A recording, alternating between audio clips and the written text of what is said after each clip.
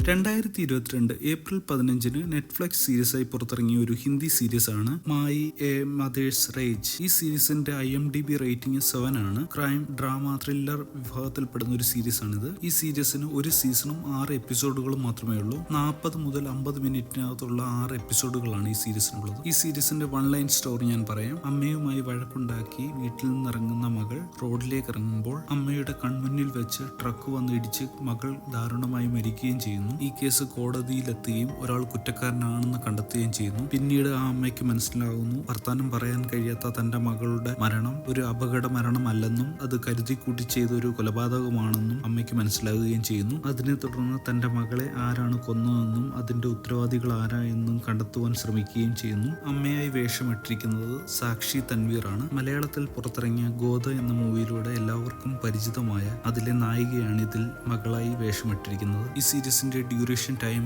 40 minute മുതൽ 50 minute വരെയുള്ള 6 എപ്പിസോഡുകളാണ്. മറ്റൊരു സീരീസിന്റെ വിശേഷവുമായി നമുക്ക് അടുത്ത വീഡിയോയിൽ കാണാം.